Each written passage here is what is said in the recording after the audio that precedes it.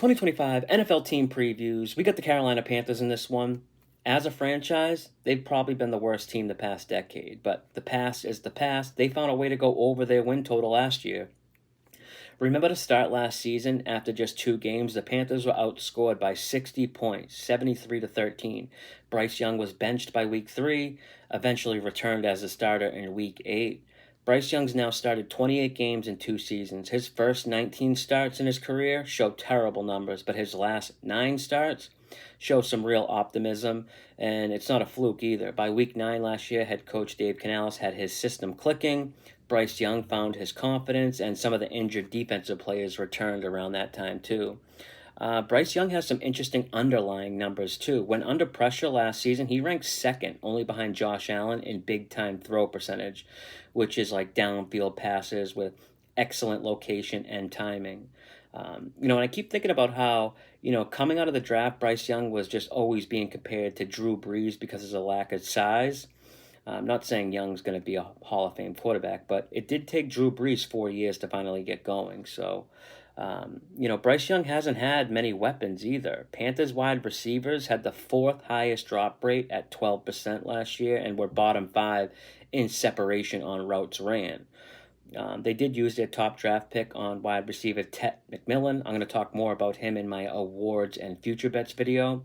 But if second-year wideout Xavier Legette develops like they think he will, this could be a much improved, sneaky wide receiver group with veteran Adam Thielen. 6th-rounder Jimmy Horn could be that deep ball speed threat guy too that Carolina was missing so much last season. Carolina's listed with a win total of 6.5. The over shaded -135. That's 2 wins higher than their listed win total of 4.5 last season. No question they deserve this bump up in expectation, but I can't quite get there with my win projections. The Panthers play a slightly easier than average strength of schedule. They have a week 14 bye, which is the latest possible bye. Based on my ratings, Carolina will only face 4 top 10 teams, but they happen to face them all in like a short span between week 8 and 13. They have a good shot at jumping out to a good start, though. None of their first 6 opponents are favorites to make the playoffs.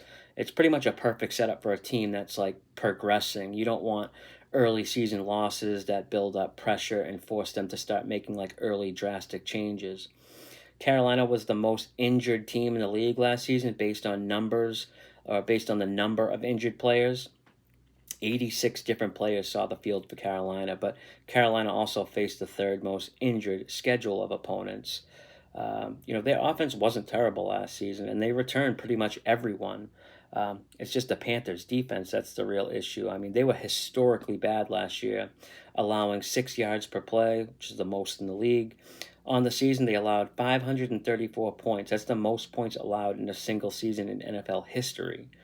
They allowed 35 touchdown passes and were the 4th team in NFL history to allow 3,000 rushing yards. You'd think with those numbers a drastic change was in order, but they still brought back their defensive coordinator, Evero. There isn't really anything you can point to for like positives on this defense. Cornerback J.C. Horn did make the Pro Bowl, which is kind of crazy while being a part of one of the worst defenses in history. As bad as the Panthers' defensive numbers were, they actually faced an easy schedule of opposing offenses. And that included games like against 3 rookie quarterbacks and then backups Cooper Rush and Marcus Mariota. What's so puzzling is Carolina didn't really address the defensive side of the ball this offseason. They replaced Clowney with Pat Jones from Minnesota. They did move up in the 2nd round to draft and take that kid Nick Scarton from A&M. But overall, it's so surprising to not see them spend more resources on proven talent on defense. So it's hard to imagine we see this defense improve much at all. And it's why my win projection for them is only 6 wins. Even though I think the Panthers as a team are trending upwards, on the surface, they got 2 young, high upside wide receivers with Legette and McMillan, top 10 offensive line. They added running back Rico Dowdle, which gives them depth in like a solid dual running back combo now with Chuba Hubbard. As long as Bryce Young can make a leap, Carolina should be an above-average offense, but the playoffs seem way too far-fetched with the current state of that defense. I like the Panthers to play in some high-scoring shootouts, though. I think they're going to be like an over team. In the final 9 games last season, Carolina went over their win total in 7 of their final 9 games, with an average score of 54 points per game, the average final game scores in their 9 games. Carolina could also be a solid against a spread team. Of all their road games, they don't play a single one of them while being at a rest disadvantage, which is key because over the last 25 seasons, NFL road underdogs that enter the game with a rest advantage cover the spread 54% of the time. And they win straight up just 28% of the time. Or no, 42% of the time they win straight up. It's worth paying attention to, not just the Panthers' rest advantage on the road, but league-wide road dogs with a rest advantage. I'm going to stop here. Be on the lookout for the Chicago Bears team preview up next. And until then, good luck with your bets.